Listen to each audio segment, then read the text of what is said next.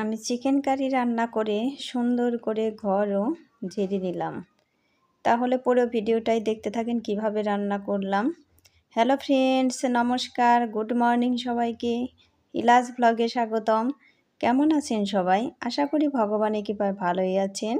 আমিও তো আপনাদের আশীর্বাদ আর ভালোবাসায় অনেক ভালো আছি। ইলাজ ব্লগে আরেকটি নতুন ব্লগ ভিডিও নিয়ে চলে আসলাম আপনাদের জন্য। আজকে কিন্তু ব্লগে প্রথমে আমি চিকেন রান্নাটাই করতেছি। আর বন্ধুরা, একটা লাইক দিয়ে আমার ভিডিওটি কন্টিনিউ করবেন। আপনাদের একটা লাইক আমার ভিডিওটিকে এগিয়ে যেতে সাহায্য করবে। আর ভিডিওটি স্কিপ না করে পুরোটাই দেখে নেবেন। আশা করি ভগবানের কৃপায় ভালোই লাগবে।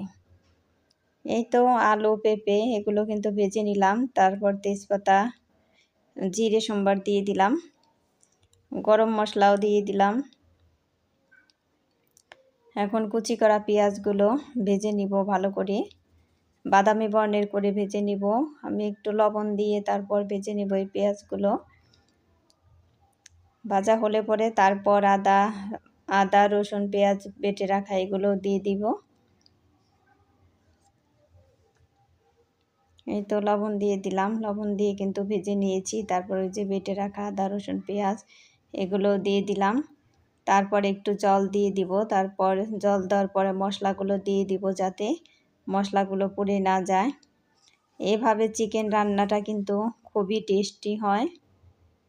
যারা অন্যভাবে খান তারা একবার এইভাবে রান্না করে খেয়ে দেখবেন যে কতটা টেস্ট হয়। আমার তো খুবই ভালো লাগে এভাবে রান্না করে খেলে। এই তো পেঁয়াজ আর মশলাগুলো কষিয়ে নিচ্ছি ভালো করে। তারপর চিকেনগুলো দিয়ে দিব।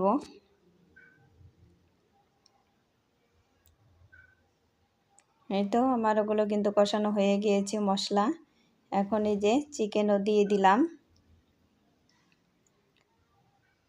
এখন এগুলো কষিয়ে নিব, আর একটু জল দিয়ে দিলাম। জল দিয়ে এগুলো কষিয়ে নিব। তারপর ঢাকনা দিয়ে ঢেকে দিব। আর ঢেকে দিয়েই কিন্তু রান্নাটা করব। তো ঢাকনা দিয়ে ঢেকে দিলাম। ওই দেখেন আমার চিকেন কিন্তু কষানো হয়ে গিয়েছে, তেল ছেড়ে দিয়েছে। এখন তারপর পরিমাণ মতো জল দিয়ে দিব। আমার চিকেন রান্নাটা কেমন লাগছে আপনারা কমেন্ট করে জানাবেন। এই তো ভেজে রাখা আলু পেঁপে এগুলো দিয়ে দিলাম। এই রান্না করে তারপর আমি কিন্তু রান্নাটা একদমই তাড়াতাড়ি করতেছি। ওই যে চিলি ফ্লেক্স বানিয়ে নিয়েছি ওগুলো দিয়ে দিলাম। এই শুকনো মরিচ দিয়ে চিলি ফ্লেক্স এগুলো কিন্তু খুবই টেস্টি হয়, আর সেন্টটা খুব ভালো আসে এভাবে করলে। আর আমার চিকেনের কালারটা কিন্তু এখানে বেশি ভালো দেখা যাচ্ছে না। ওই দেখেন কত সুন্দর কালার হয়েছে। একদমই এখন কিন্তু ভয়েস দিচ্ছি, এখনই কিন্তু আমার দেখে খেতে ইচ্ছে করছিল। কিন্তু এখন খেতে ইচ্ছে করলেও তো আর কাজ হবে না, তাই না বলেন বন্ধুরা? যে কোনো ভালো জিনিস দেখবেন যে ভয়েস দেওয়ার সময় তখন খেতে ইচ্ছে করে। কারণ রান্না করে সাথে সাথেই তো আর ভয়েস দেওয়া হয় না, পরে ভয়েস দেওয়া হয়। এই তো তারপরে বেগুনগুলো ভেজে নিচ্ছি। বেগুনগুলো আমি লাল লাল করেই ভেজে নিব। আর আমি একদমই তাড়াতাড়ি রান্না করার চেষ্টা করছি, কারণ ঘরটা আবার একটু ঝাড়ু দিয়ে নিব।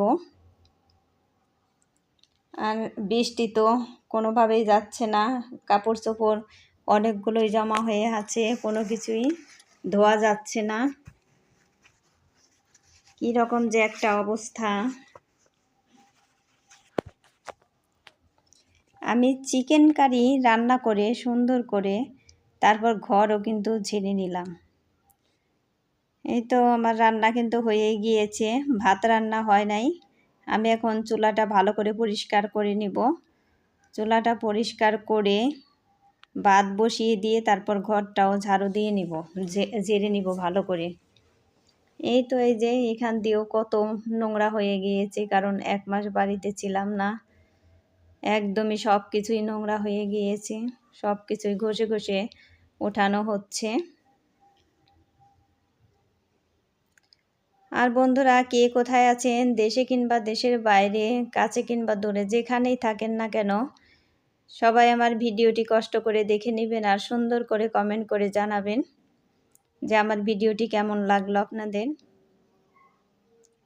আমার কণ্ঠটা কেমন যেন একটু লাগছে, আমার নিজের কাছে কেমন যেন লাগছে।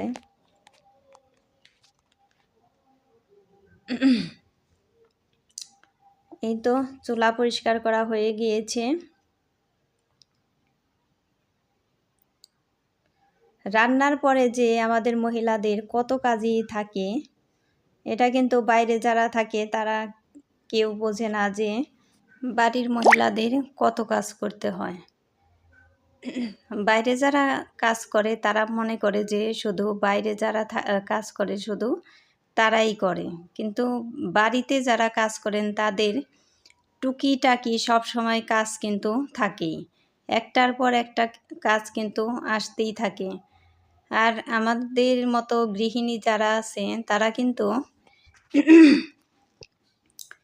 ওই কাজ ফেলে রেখে থাকতে পারে না। গলাটা কেমন যেন একটু আটকে আটকে আসতেছে।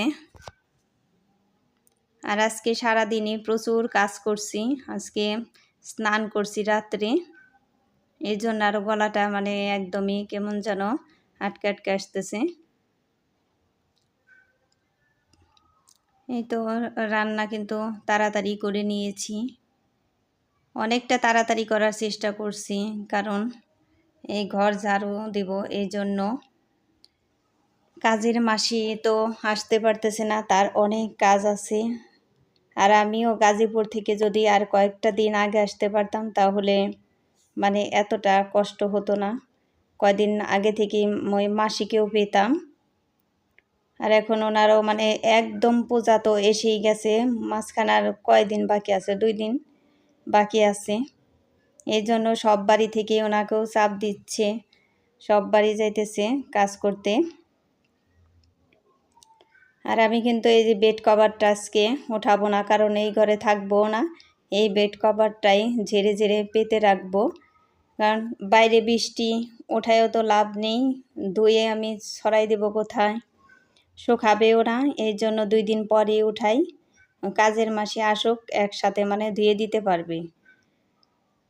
আর আমার শরীরও তো তেমন ভালো না, কারণ এই বিছনার চাদর কাচতে তো অনেকটাই সময় লাগে আর অনেক পরিশ্রম হয়, এই জন্য আজকে আর আমি এই বেড কভারটা উঠাবো না, ধোবো না। আর আমারও কিন্তু এখন অনেকটাই পরিশ্রম হয়েছে, কারণ রান্না করে আসছি, কেবল রান্না করে একটু রেস্ট নিতে পারলে ভালো হতো, তার মধ্যে রেস্ট না নিয়ে কিন্তু আমি আগেই এই ঘর ঝাড়ু দিতে আসছি। এই যে এখন ওয়ারড্রপটাও মুছে নিচ্ছি। ঘর ঝাড়ু দেওয়ার সাথে সাথে তো ঘরে যে ফার্নিচার যা কিছু আছে সব কিছু মুছে না নিলে ময়লা থেকে যায়, অপরিষ্কার থেকে যায়।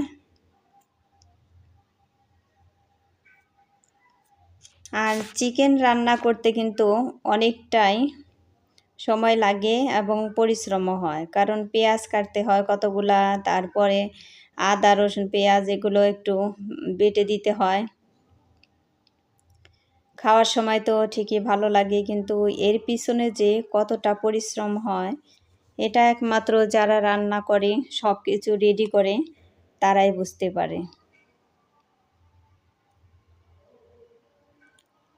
এই তো আমি কিন্তু সব খাটের নিচে একদম ভালো করেই ঝেড়ে নিচ্ছি। ওই দেখেন কত ময়লা বের হচ্ছে,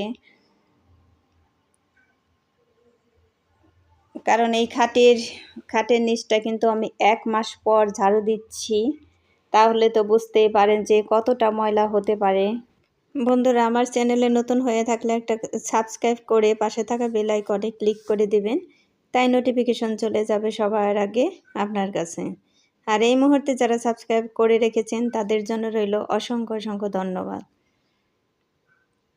আর আমার ভিডিওটি যদি একটু ভালো লেগে থাকে তাহলে বন্ধুদের মাঝে শেয়ার করে দিবেন। এই তো আমার ঘর ঝাড়ু দেওয়া হয়ে গিয়েছে।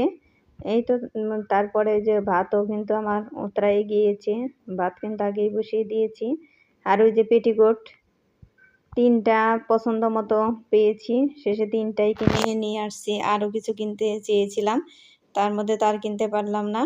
এই 3টাই ফিতা লাগিয়ে নেব। আর সবাই ভালো থাকবেন, সুস্থ থাকবেন এই কামনা করে আমার ভিডিওটি শেষ করব। পেটিকোটের কালার কিন্তু তিনটাই সুন্দর হয়েছে, লাল কালার, তারপরে বাসন্তী কালার, আর হলো রানী কালার। আরও অন্য কালার কিনতে চেয়েছিলাম, তা সাইজ মতো হয় না, এর জন্য আর কেনা হয় নাই।